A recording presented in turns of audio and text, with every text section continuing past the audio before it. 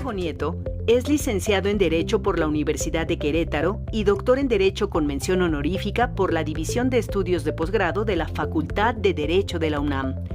Realizó un máster en Derecho Penal en la Universidad Autónoma de Barcelona y es miembro del Sistema Nacional de Investigadores Nivel 2. De 2015 a 2017, fungió como titular de la Fiscalía Especializada para la Atención de Delitos Electorales. Se ha desempeñado como investigador en el Instituto de Investigaciones Jurídicas de la UNAM, magistrado electoral y presidente de la Sala Regional Toluca del Tribunal Electoral del Poder Judicial de la Federación. Es autor de 9 libros, incluyendo Sin filias ni fobias, Memorias de un fiscal incómodo, Control de convencionalidad y la reforma constitucional en materia de derechos humanos y los derechos en los tiempos del género, de mujeres, feminismo y derechos. Actualmente es titular de la Unidad de Inteligencia Financiera de la Secretaría de Hacienda. Aquí estamos con Santiago Nieto. Bienvenido aquí a tu casa. Tú fuiste colega nuestro en el Instituto Jurídico hace un rato, un gran universitario. Estuviste ya en este programa hace, en sus inicios, cuando todavía ni estudio teníamos, eres de nuestros padrinos. Pues muchas gracias, Santiago. No, al contrario, muchas gracias, John, por la invitación. Y sí, efectivamente, me acuerdo que venimos a platicar sobre el libro de Sin filias ni fobias, Memorias de un fiscal incómodo, en pleno proceso electoral de 2018. Fue unos meses antes de la elección.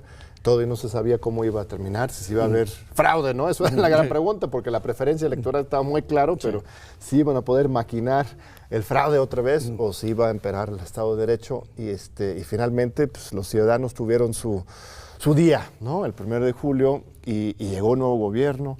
Y para mí el reemplazo de Bas por Santiago Nieto es uno de los grandes mensajes que envía este nuevo gobierno. Alguien que había sido muy cercano a Peña Nieto desde tiempos de Estado de México, que había tenido una carrera cuestionable, y de repente que Andrés Manuel López Obrador pusiera a alguien con tu trayectoria y rectitud y activismo institucional, me pareció un mensaje muy claro y muy fuerte. ¿Es un puesto que tú pediste o cómo fue esa llegada? En realidad el presidente, yo he estado platicando con el presidente, apoyándolo durante la campaña, ya durante la etapa de transición me citaron en sus oficinas y me preguntó que si tenía algún inconveniente de que me designara como titular de la Unidad de Inteligencia Financiera.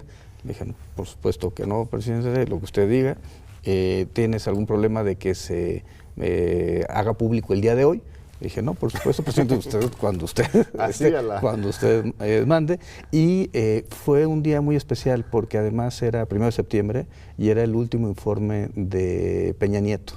En ese día fue cuando se hace público por parte de Carlos Ursúa mi designación como titular de la Unidad de Inteligencia Financiera, precisamente para sustituir al equipo de Bas. Y es una de esas paradojas de la vida. Primero, que haya sido el día del informe de Peña Nieto, también creo que fue un mensaje hacia ese grupo político. Y segundo, creo que la historia que además viene relatada en el libro de Sin filias ni fobias, la historia es una historia pues también de cómo las cosas vuelven a tomar su nivel en el tema precisamente de Bas y de la Unidad de Inteligencia Financiera. Cuando yo soy convocado por Alberto Elías Beltrán para que me revocara del cargo de fiscal de Empepade. Vamos a recordar a la audiencia porque no todos están, no todos vieron la primera entrevista, ¿no?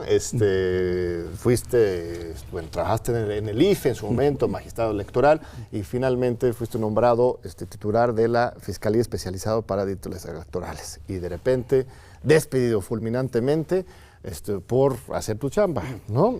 Por justamente Elías Beltrán, ¿no? Sí, había tenido varios enfrentamientos antes, al haber ejercido la acción penal contra un subsecretario de Gobernación, contra exgobernadores, llega a tener un par de órdenes de aprehensión contra César Duarte y contra Javier Duarte, y fuera el caso de la investigación de Odebrecht, particularmente la investigación sobre Emilio Lozoya y el pago de sobornos a partir de contrataciones, para garantizar contrataciones de Pemex con esta empresa brasileña. El asunto, cuando entra la unidad de inteligencia financiera en esto, es que efectivamente Elías Beltrán me retira el cargo. Yo creo que pensaba yo que desde una perspectiva ilegal planteé una objeción ante el Senado de la República, pero en el transcurso de una semana me aventaron 7 denuncias a la visitaduría, a la Contraloría. La verdad es que fue un proceso bastante complejo y opté por, digamos, ya no seguir con el pronunciamiento ante el Senado. Pero lo interesante es que el día que Elías Beltrán me cita en su oficina para decirme que me va a remover, con un engaño también por ahí, lo estaban buscando en el teléfono rojo, en la red federal, de una oficina. Yo alcancé a ver que la oficina de donde le estaban marcando era la de BASBAS, la Unidad de Inteligencia Financiera.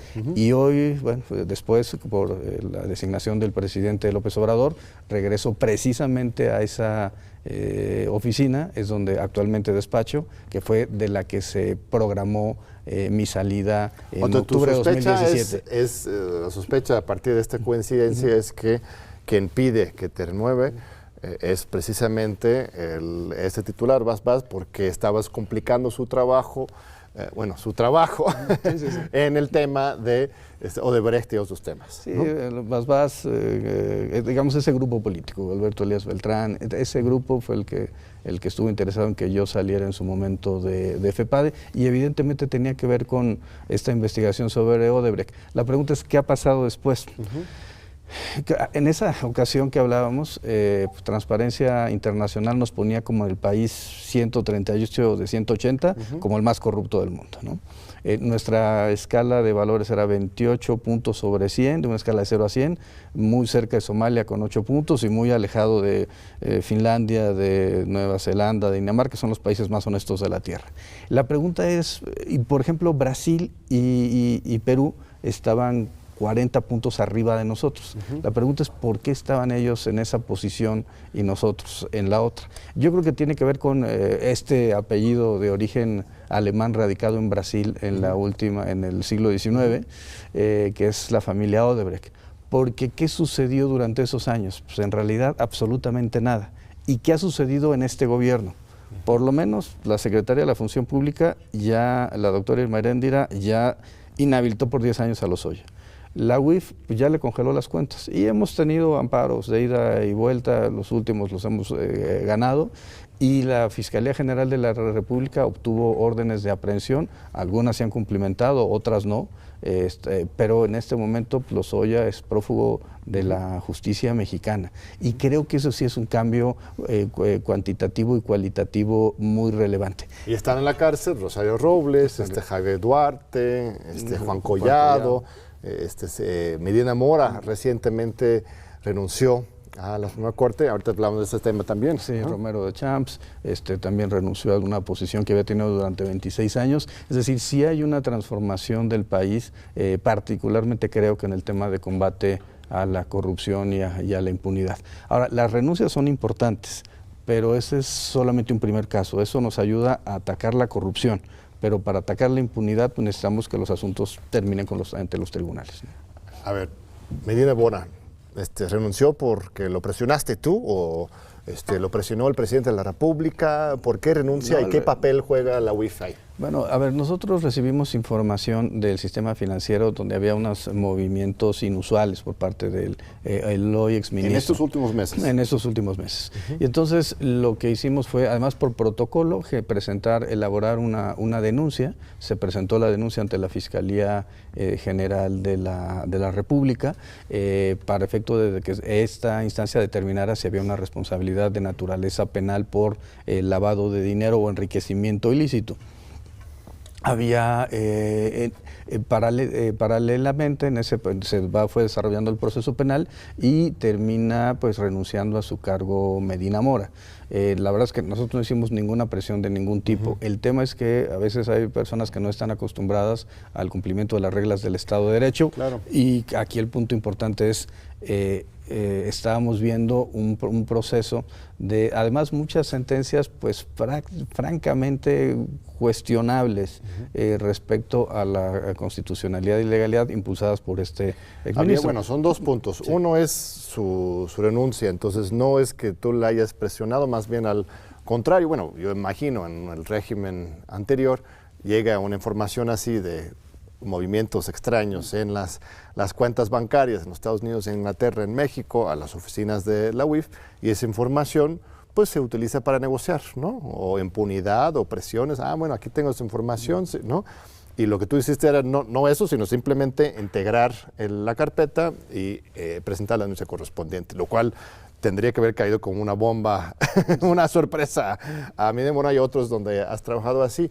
Sí, bueno, el presidente fue muy claro, dijo, a ver, vamos a tener una política de cero tolerancia a la corrupción, cero tolerancia a la impunidad. Entiendo que eso es el mismo mensaje que tiene la Secretaría de la Función Pública, que tiene la UIF, la Fiscalía es un órgano autónomo, pero bueno, finalmente creo que la dinámica es exactamente la misma. Entonces, sí, antes se utilizaba para negociar o para presionar políticamente. Aquí lo que se hace es muy sencillo. Hay información respecto a algún presunto acto ilícito, se tiene que presentar la denuncia ante la instancia competente y que sea la Fiscalía Autónoma y los tribunales los que resuelvan en última instancia. El congelamiento sí es facultad de la UIF. Y sí hicimos un proceso después de la renuncia de Medina Mora, se incorporó a la lista de personas bloqueadas. Esto es importante. Después. Porque el chisme periodístico es que fue antes y que renuncia y luego más bien se libera el congelamiento, ¿no? Sí, las personas se encuentran en la lista de personas bloqueadas, es decir, desde ese momento. Sin embargo, ha sido también una política de este gobierno. Por ejemplo, se hizo con Altos Hornos de México, con la Universidad Autónoma del Estado de Hidalgo, cuando se ha congelado a cuentas que sirven para pago de trabajadores, de proveedores, etcétera. Lo que se hace es mantener a la persona en la lista de personas bloqueadas, pero permitir el uso de las cuentas de una manera controlada. Y eso es lo que se hizo en este caso. Se tocó una empresa que el exministro Medina Mora tenía acciones sobre la misma, pero hay otras cuentas que permanecen bloqueadas, que fueron las cuentas donde se detectaron alguna actividad de corte irregular. La verdad es que el proceso, creo que es un proceso absolutamente transparente y la idea no es congelar y descongelar, sino las personas permanecen en la lista de personas bloqueadas hasta que se resuelvan los asuntos en definitiva. Y el juicio está abierto, bueno, la investigación ¿no? Ni siquiera hay consignación todavía. No, es un tema que está en este momento en fase de investigación. En general, las cifras que presentamos algunos en la introducción de este programa son impresionantes, o sea, un aumento exponencial de la cantidad de cuentas congeladas por la UIF ahora, en estos apenas 9 meses, 10 meses, en comparación con el año pasado. ¿Esto es porque ves algo raro y intervienes porque te huele mal, o cuál es el procedimiento que estás siguiendo para estos casos? Está muy interesante. El tema es, tenemos dos vías. La vía la llamamos proactiva, que es una actividad por parte de la Unidad de Inteligencia Financiera, y es que la unidad recibe reportes del sistema financiero y recibimos avisos de los sujetos obligados por actividades vulnerables. Por ejemplo, notarios públicos, corredores, vendedores de autos, de joyas, de arte, etcétera, casas de empeño que reportan cualquier actividad inusual. Por ejemplo, más de $10,000. Cada transferencia o depósito de más de $10,000 es reportado. O, por otro lado, cuando tenemos alguna operación inusual, cuando el perfil del cliente o usuario de los bancos o del sistema no financiero detectan algo que es irregular con la operación de esa persona. Un joven de 20, 19 años que de repente tenga 10 millones en su cuenta, pues también, digamos, llama ¿Pero la eso atención. en sí es motivo para congelar una cuenta? No, nos mandan la información y nosotros tenemos una base de datos pues muy sólida, y en realidad hemos estado recubriendo con otro tipo de información. Ya tenemos datos de la Secretaría del Trabajo, tenemos datos del Instituto Mexicano del Seguro Social, tenemos datos incluso del Instituto Nacional Electoral, de la Secretaría de la Función Pública, y con eso conformamos una base de datos que lo que hacemos a continuación, cuando ya está la información, es que los matemáticos, las actuarias, hacen modelos de riesgo a partir de un algoritmo que permite identificar, o mejor dicho, establecer una calificación para detectar los casos que sean más relevantes. Por ejemplo, dinero que venga de jurisdicciones de riesgo, dólares, movimiento en pesos, empresas fachada, todos estos elementos se van calificando y el sistema arroja con una escala de 0 a 10 puntos a los sujetos que tengan una calificación más alta. Ya que tenemos 10, 20, 30 sujetos disponibles, entonces pasa a la parte de análisis para empezar a revisar la información para ver si efectivamente se acreditan indicadores de lavado de dinero, de corrupción política, robo de hidrocarburos, y el sistema lo vamos adaptando de conformidad con el problema. O sea, si el tema es robo de hidrocarburos, vemos que hay de huachicol, que hay de gasolineras, etcétera. Si el tema es trata de personas, empezamos a buscar indicadores de prostitución forzada, nacionalidades extranjeras, ciertos lugares de la República Mexicana en donde tenemos esta problemática más enfatizada. Y eso lo llamamos modelo proactivo. Ya que están los casos analizados, pasan y encontramos indicadores, se pide información a la Comisión Nacional Bancaria, al Banco de México, etcétera, y con eso se generan los casos.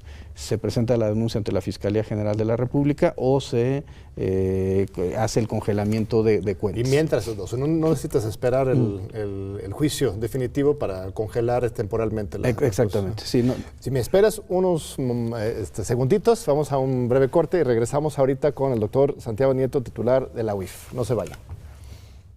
Aquí seguimos con Santiago Nieto.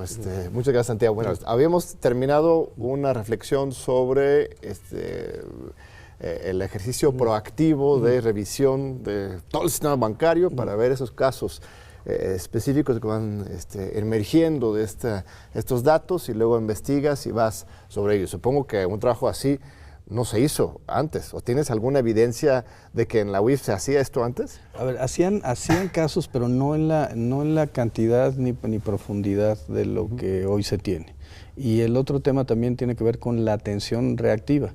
Cuando la Fiscalía General de la República nos pide los casos, cuando la Secretaría de la Función Pública, Comisión Federal de Electricidad, el SAT, los Estados Unidos, también, claro, sí. En varios temas, robo de hidrocarburos, narcotráfico. La verdad es que sí, la idea es estar participando de forma reactiva y dándole la información a las autoridades. E inclusive hemos generado un correo, una cuenta de correo electrónico de contacto.wif@hacienda.gov.mx. Ponemos aquí en la pantalla otra vez, ¿cómo es? contacto.wif@hacienda.gov.mx para que cuando los ciudadanos tengan alguna duda respecto a un tema vinculado con corrupción, con lavado de dinero, nos puedan mandar la información y nosotros detectar casos. Denuncias anónimas. Anónimas sobre temas vinculados con nuestra obligación legal. Ahora, la verdad es que la UIF forma parte del grupo Egmont. Tenemos relación con organismos de carácter internacional. Es la coordinadora en México de darle seguimiento al grupo de acción financiera internacional y a los reportes que se dan sobre México. Y creemos que tenemos que estar atendiendo muchas recomendaciones que quedaron en el tintero. México necesita aumentar el decomiso de bienes e instrumentos del delito, necesita tener más sentencias condenatorias, necesitamos tener mejores procesos de verificación. Los paraísos fiscales, ¿hasta qué punto estás ya solicitando información a las Bahamas, a Panamá? O sea, en los últimos años ha habido una cantidad de escándalos del Panama Papers, Paradise Papers, Swiss Leaks, Odebrecht además. ¿Estamos ya buscando incluso información internacional sobre los mexicanos? Sí, por supuesto. Particularmente en temas relacionados con narcotráfico o temas relacionados con corrupción política. A Estados Unidos, a España, a Inglaterra, pero bueno, evidentemente también a espacios de paraíso fiscal o países que se encuentran en lista gris de Gafi para poder tener información que nos sirva para fundamentar los casos que se le lleven ante la Fiscalía General de la República. Porque al final del día se trata de eso, es combatir la corrupción sí, pero combatir la impunidad. ¿Y cómo se puede hacer? Sí, con una parte preventiva, pero también con una parte que es importante, que es la sanción. Si no hay sanción, estamos mandando un mensaje de que el Estado de Derecho no se cumple. Por eso yo creo que es tan importante esta vinculación que hay con Fiscalía General, con Secretaría de la Función Pública, armando los casos desde las perspectivas de cada institución. Y el impacto fiscal supongo que podría ser muy fuerte. Aquí ha estado Margarita Ríos, titular del SAT, y ahí habla de una reducción de evasión fiscal, pero ustedes dos trabajando juntos, supongo que podríamos tener una revolución en la materia. O sea, la cantidad de dinero que se fuga de este país cada año es enorme. Sí, Margarita tiene el dato de 324,000 millones solamente de defraudación fiscal. Ahí habría que sumarle todos los temas de relaciones con lavado de dinero y evidentemente todo el tema de corrupción política, que al final del día termina impactando en términos de los ingresos fiscales. Creemos que esa es una parte importante. Hay una discusión que se ha dado recientemente en el Congreso para poder mejorar las competencias de la UIF en materia de congelamiento de cuentas, por ejemplo. Pero bueno, sí necesitamos ir reforzando otros espacios y sobre todo utilizar la metodología de esas instituciones supranacionales para atacar los problemas que tiene México. Se hizo con robo de hidrocarburos, creo que se hizo con tráfico ilegal de migrantes, corrupción política, evidentemente narcotráfico, y es donde tenemos que poner énfasis. Hay un problema aquí también con respecto a los bancos, porque los bancos no siempre van a ser aliados de esta importante labor que estás haciendo. Hay muchos casos en la historia reciente de bancos en México, HSBC, Wachovia, que al final de cuentas las autoridades de los Estados Unidos en particular decidieron no investigar más, no llevar casos criminales en contra de funcionarios bancarios, del sector privado, cómplices. ¿Tú has encontrado una buena recepción de este trabajo? ¿Te están dando la información o también has encontrado alguna resistencia en ese ámbito? A ver, yo creo que hemos trabajado bien. Lo que hacemos son ahora reuniones público-privadas y reuniones de acercamiento con la Asociación de Bancos de México, pero cuando encontramos algo irregular, se le hace el conocimiento a la Comisión Nacional Bancaria de Valores para que ellos desarrollen sus facultades de verificación. El tema es que la UIF es un órgano regulador que sí tiene impacto respecto a el congelamiento de cuentas y la presentación de denuncias, pero pues no somos un órgano supervisor de los bancos, eso le toca a la Comisión Nacional Bancaria de Valores. Aquí ha estado también Alberto Palma. Alberto Palma, claro, sí. Claro, le toca a Alberto Palma, a Sandro García, y creemos que tenemos que ir avanzando en una mecánica que nos permita tener mayor interacción entre todas las áreas para blindar el sistema. Al final del día, el dinero se mueve por diversas vías. En el ámbito de la delincuencia organizada, el dinero está en efectivo y se va incorporando al sistema financiero vía vehículos de lujo, vía joyas, vía inclusive arte, inmuebles.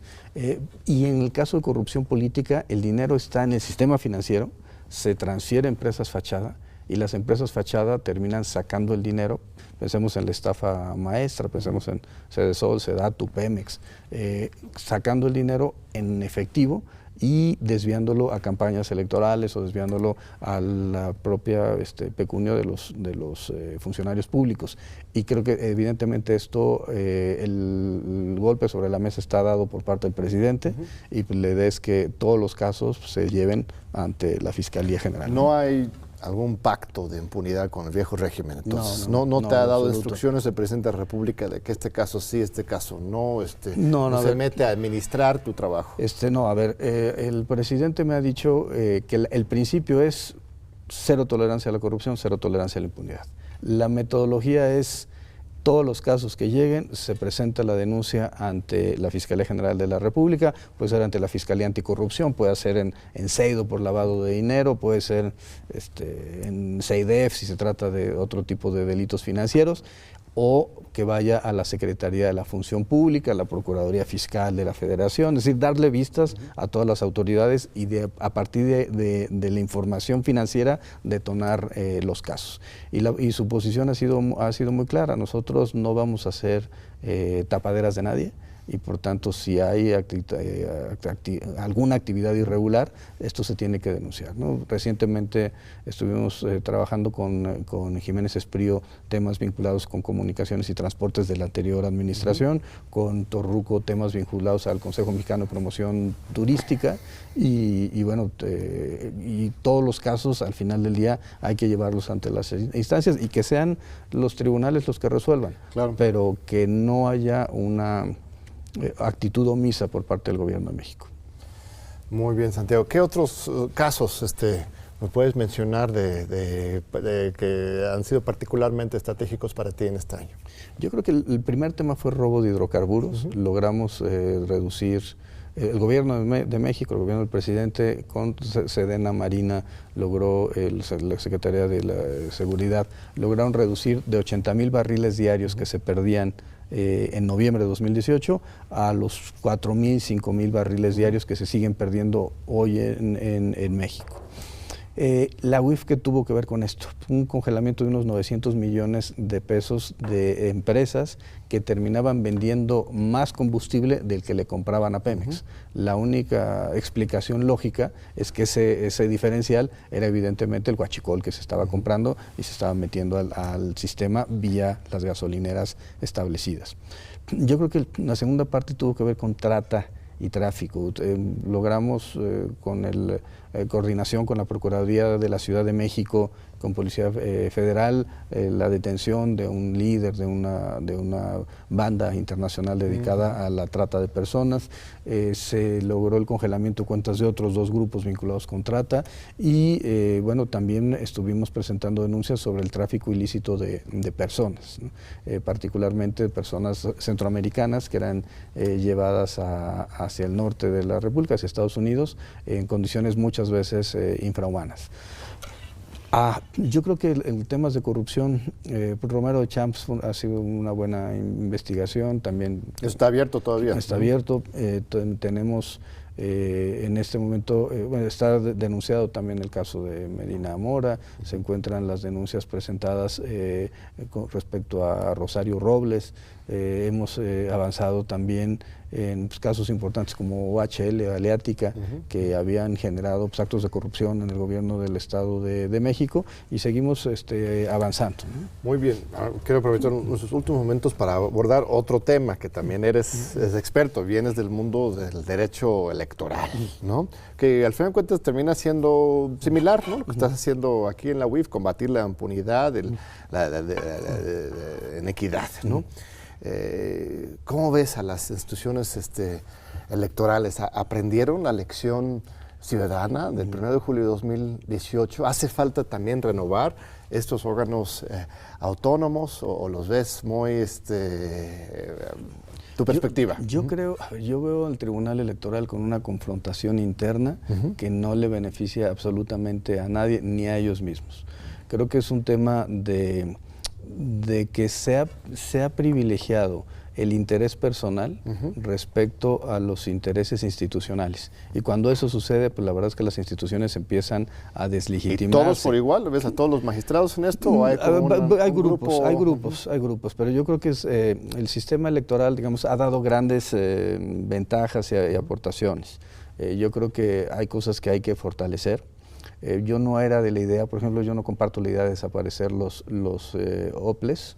Yo creo que al contrario, necesitaríamos fortalecerlos a partir de dinámicas organismos locales electorales. De desaparecer estos órganos electorales de cada uno de los estados para que se incorporen plenamente en un gran INE. En un gran INE. La verdad es que nos saldría más caro desaparecerlos, se fortalecería más al Instituto Nacional Electoral. Y yo creo que el tema más bien tiene que ver cómo fortalecemos la autonomía.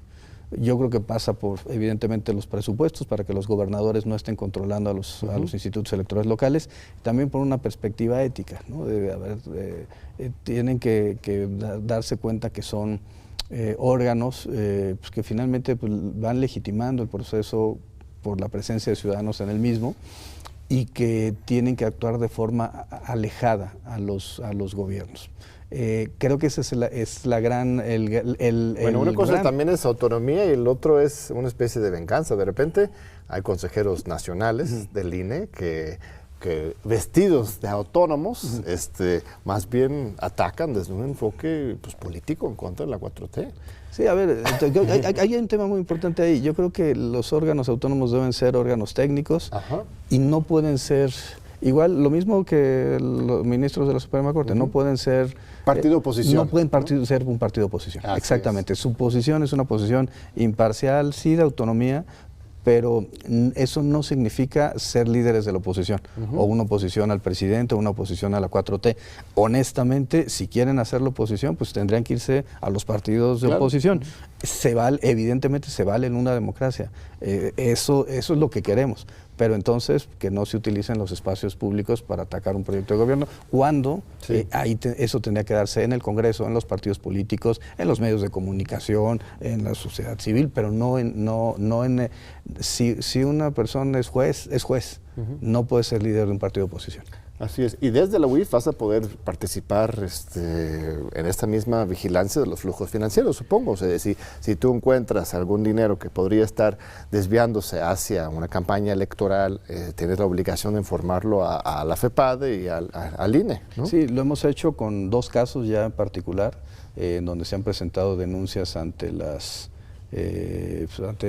ante la Fiscalía Especializada para atender delitos electorales y ante el Instituto Nacional Electoral. Uno de ellos fue un caso, yo creo que paradigmático al inicio de la administración, que fue el tema del populismo en América. Claro, que además por supuesto. Ya fue sancionado inclusive por el propio Tribunal Electoral, sancionando a este personaje, Quintero, que había organizado una red para generar campañas negras, que fue algo que vimos desde la UNAM, el proyecto de Diálogos por la Democracia, que es el origen de este programa, y también de esta red universitaria Ciudadana por la Democracia, donde participaste, ¿no? Sí. Desde ese tiempo ya se había detectado y nos falta todavía PGLix. Así es, sí, todavía hay, como dices, hay que dar estas lecciones no solamente de exhibir las cosas, sino del castigo, de la impunidad, porque si al final de cuentas todo termina en un escándalo mediático, se exhiben, pues se repite después. Lo que realmente inhibe hacia el futuro es acabar con la impunidad. Pues si nos aceptas la invitación, Santiago, tenemos unos estudiantes aquí de la UNAM, de la Facultad de Economía en esta ocasión, que quieren dialogar contigo. ¿Sí? Encantado. Muy bien, pues no se vayan, regresamos ahorita con la recomendación de la semana y seguimos con el tema.